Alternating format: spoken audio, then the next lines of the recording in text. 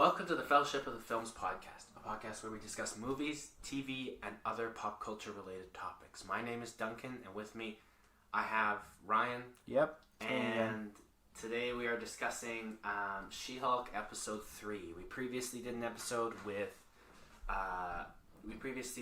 discussing the first 2 episodes of She-Hulk, and now we're doing an individual episode for episode 3. Yep. A lot of using the word episode here, Ryan. Yep. Let's start with your thoughts.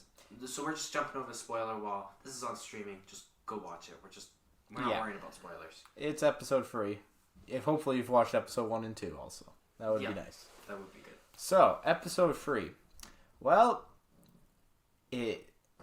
stuff happened.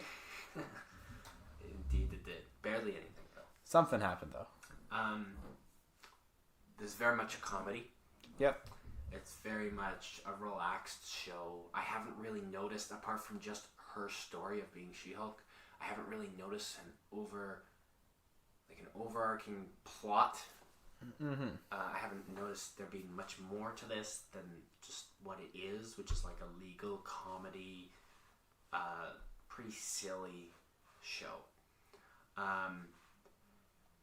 This episode was pretty much to me the same as the others. It's goofy, it's silly, the characters are silly. There's a cameo in this one, which was kind of unexpected, but I didn't love the cameo. The cameo was okay. It just... So, who cameoed Duncan? Megan the Stallion. Yes. Maybe it's just that I'm not a huge Megan the Stallion fan. I don't listen to Megan the... Do you listen to Megan the Stallion, Ryan? No, I don't actually. But I don't know. That was more interesting than some of the, There also we got... but yeah, so kind of what happened, if you haven't... Hopefully you've seen it by this point, but if you haven't seen it yet... building off of what happened in episode 2... We're now in the parole of old Emil Blonsky out here, and he's trying to get on parole because he doesn't like being in jail. Yeah, and he's got his what is it, 12? That's only 7. 7 pen pals. Yes. That are going to fund him financially, so he can open up his meditation. But he's got his plan. He's got a plan at least. So, and this takes place. It also has a subplot with. Have we met this character, the other character, before? The dude? Yeah. Yeah, he was like in the first episode. Oh, he was that guy. He's the dick. Yeah. Yeah. Yeah. This is show. There's stuff. Basically, it's kind of. It feels like it does feel like a very much a slice of life kind of thing. Basically. Yeah. Now, let me share a thought here. So, in general, I have not been very positive about this show. Mm-hmm. But we know that I don't love the really silly, goofy Marvel stuff, right? We know, apparently, yes. From Thor, the latest Thor movie, to this. Mm-hmm. But I realized... You realized. That there are... And I mean, this makes me sound silly. Of course there are people that like this stuff. But yes. It's specifically when I was talking to somebody today who... specifically likes the goofy Marvel stuff. They're not a big fan of comic book movies or stuff like that, and they like the Marvel stuff that's silly. Mm-hmm. If they're sitting down and watching something like superheroes, they don't want to have to take it seriously, seeing like Hulks on the screen. They want it to be silly. Some of their favorite Marvel stuff so far has been Thor: Love and Thunder, She-Hulk, and it for some reason it just opened up my perspective. I'm like, okay, so you know what? This stuff isn't objectively bad. There are people who like the goofier side of comic book shows. No, and I mean, maybe it's just not exactly what targeted towards us. Maybe not exactly, but overall, I don't find it to be like truly awful. No, and it's definitely watchable. Well, we've watched 3 episodes, man. It's not. Yeah, I don't think it's watchable. It's not my type of show, but there are tons of people who are like, oh, this is awesome. Like a comedy, just kind of goofy, fourth wall breaking comic book show. There are tons of people that apparently like this, which so I respect. Back to, as you just mentioned, fourth wall breaks. Mm-hmm. So there's a lot more in this episode. I've noticed a little much for me. So for me, fourth wall breaks. I liked it in Deadpool because that's what his character's about. Yes. She-Hulk, again, I think we've talked about how we're not sure if she did that in the comics or what the case was with that, but it's just not frequent enough in this. Like, it takes me out of it sometimes. It was done so much in episode 3 that there was a couple times that took me out of it. I was like, well, that was kind of weird. Do you know what I'm saying? Okay, so apparently it is a thing in the comics. It is. Yeah. So She-Hulk, that's one of her things, yeah. Okay. Well, then I guess that's good. But I think there still needs to be a line with it. Like, you can't take it too far. I feel like, I don't know, there was times that it was just so far that it really took me out of the show. The one example I have, right? Yeah. Like the freaking, you know, cameos? The cameos, it's not yeah. going to be a cameo show, so she said. Other than this, I was just like... I get her talking to the audience, but when she starts referring to it as a show... This is a show with... I'm just like... It's a little tripping out here. It took me out of it. See, we're like, I don't know, not to compare it to Deadpool, but that's the one main example that, you know, superhero, fourth wall break or whatever. Like, I don't know. I like there's a fine line with fourth wall breaks, I find, right? It's like, you know, a funny bit, talk to the audience, whatever, right? But as soon, like, I don't know, as soon as it starts to get too meta, it's a little weird, honestly. You know what I mean? No, I would agree. And somehow the Deadpool movies never did that. Maybe I don't know. I don't know what it was, but the Deadpool movies never did that. I could be being a hypocrite. Maybe there was more obnoxious stuff in those than there was in this. I haven't watched them in a while, but from my... Yeah, it's just... It just didn't bug me in there. It bugs me sometimes in here. Other than that, it's been a fun show to watch. At least it hasn't been a slog. Each episode, I'm not terribly engaged. Like, by the end of the episode, I'm not like, oh my god, I can't wait for the next one. Yeah. No. But I'm like, that wasn't a waste of a half hour. It was entertaining. It was entertaining enough. Yeah. It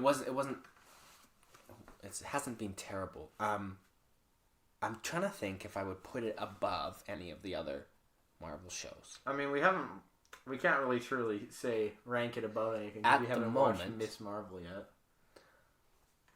Excluding Miss Marvel. Yeah.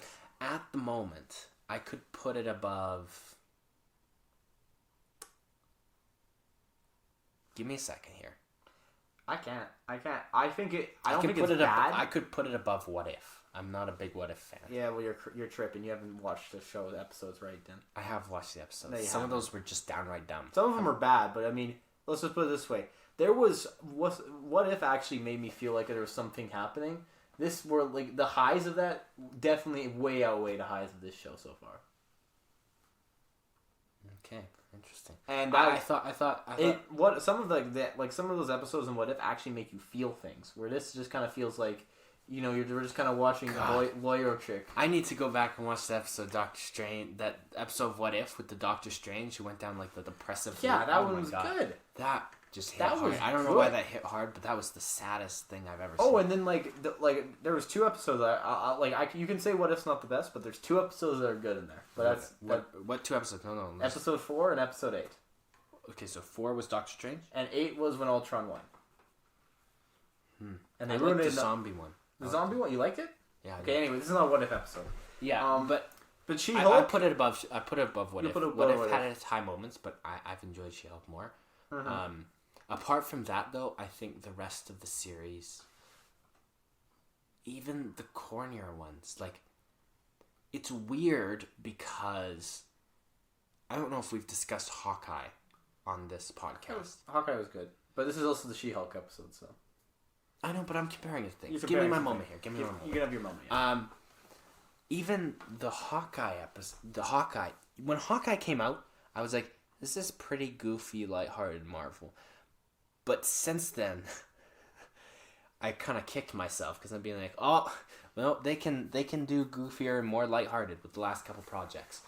So I'm really hoping that they like reel it in with the next. I really need to be brought back into the Marvel universe. Mm-hmm. But to bring it back in, sorry, I'm in a ranting mood tonight. I'm just going off on tangents here. She-Hulk, I don't know what more to say. I feel like this is going to be a short episode. I'm at the same point as I was last episode. It's fine. It's fine. It's fine. Probably tune in next week because, that's what I do now, but... Yeah, but I'm waiting for one of these episodes to actually have something happen so we can discuss it. That's my only thing. There's so little... It looks like they were setting something up in episode 3. So far. Because remember that once... So... the random dudes that just attacked She-Hulk near the end of the episode? I remember. They actually had... They said the boss is going to be mad. Yeah, they had a boss. And also they were trying to get, looks like, DNA sample. Right. Because that's an intriguing, because people haven't seen the Hulk in forever, right? And they... Right. For the whole time, basically, right? No one's getting close to... Especially, Hulk... When he's in Hulk mode, basically, right? No one's getting close to, that Hulk, right? Where, She-Hulk's actually, she's a lot easier, not easier of a target, but you know what I mean. She's more in the public, where Bruce is always in his lab or whatever. You know what would be awesome? Is if somehow that getting the Hulk DNA storyline led to Red Hulk. That would be really cool. You know Red Hulk, right? Yeah, I've heard of Red Hulk. I don't know much of the story. I don't know much of his but origin, I know who he is, and I'm like, you know what? If this led to Red Hulk, I'm going to place my bet right now. Just, if it happens... I called it. You called it, yeah. If it doesn't happen, Yeah, especially if they continue on with that Fred kind of thing. Yeah, that would be interesting. But I really want in the next episode or two some stuff to happen that we can talk about, because that's my pet peeve with the show. Is not very much happens each one. It's boring for us to talk about on the podcast because there's not a ton happens. Episode 1 kind of is just a setup. Episode 2 has been, episode 1 set up the character, basically.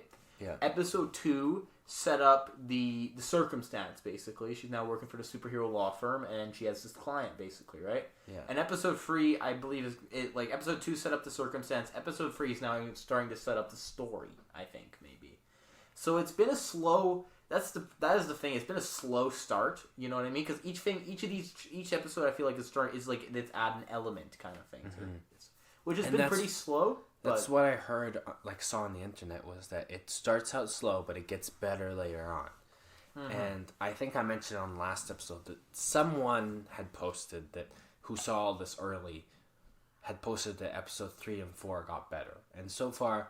Episode 3, I'm like, so I really hope I'd say episode 3 is better than 2, personally, but yeah. I would say it's our best episode yet.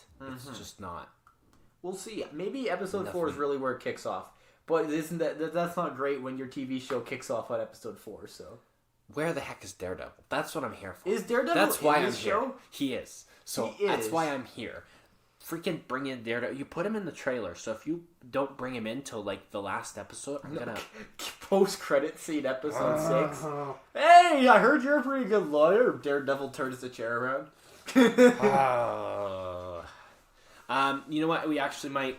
I just thought of. Well, let's conclude this first. So, do you have any other thoughts on She-Hulk episode 3? Overall, you know what? It's an hour episode. I'd like to like this show. You know what I mean? I really want to like this show. But I don't know. It's just not. It hasn't struck me yet. I would agree. It's kind of a. I'd say it's almost It's man, kind of in that range. Yeah, I'm gonna save my rating for when the whole show's out. So far, of course. Yeah. Yeah. The other thing I was thinking. You're thinking. We may or may not on this podcast talk about Spider-Man No Way Home Extended Edition.